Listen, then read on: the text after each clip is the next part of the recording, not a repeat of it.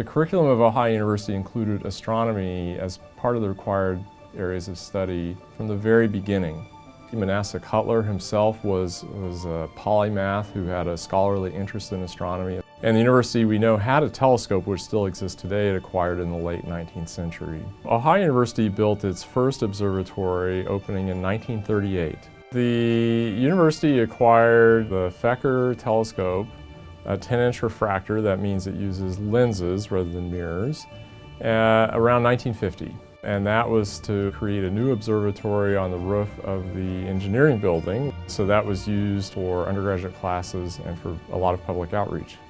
So going from the 1950s and 50 years later, the telescope itself had had some exposure to the elements and was getting a little corroded. So in the early 2000s, we started disassembling the telescope with the idea we would eventually find a new home for it. For the last 10 years, I've basically thought that it was dead in the water, that it would never have another home, it would never be resurrected, we'd never look through it again.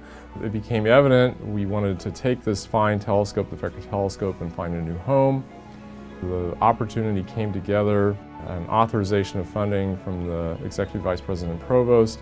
We were able to launch the current construction project.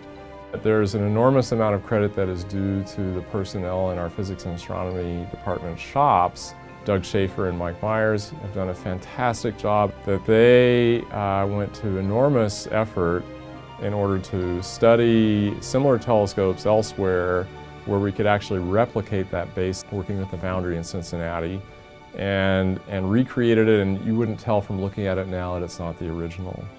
The remainder of the telescope, it's absolutely a beautiful piece of scientific instrumentation. But everything was there, all the pieces and parts were there. There were just some pieces that were no longer functioning because of the fact that the telescope had been subjected to the elements over that many years. We didn't want to make any changes, any modifications. We wanted to keep everything exactly as it was when it was first built. So it was a lot of meticulous work in order to do that. Altogether, it weighs 4,400 pounds. And to be able to take a hold of the eyepiece and release the brake and just flip the eyepiece over and walk to the other side of the root and catch it as it comes down, it's a very fine-tuned, well-balanced piece. It was fun. It's still fun. I met a lot of people that had used that telescope in the past, and they're all looking forward to having a chance to come back and use it again. Community outreach events and things like that. It'll be nice to see that. Ohio University program in astronomy has multiple purposes. Of course, we're educating our undergraduate students, but we're also interested in helping the community gain in their knowledge and sophistication about astronomy. I think that word community you could spell with a capital C, because the intent of the observatory, complete in all the planning stages, it's known to be a community facility. This is a community asset right from the get-go.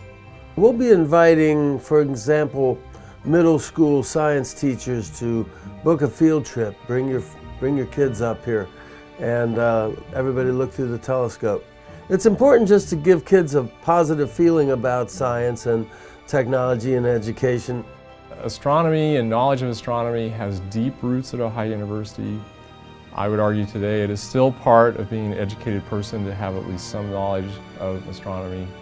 And the observatory is going to be a wonderful vehicle to help people connect with astronomy and the cosmos directly.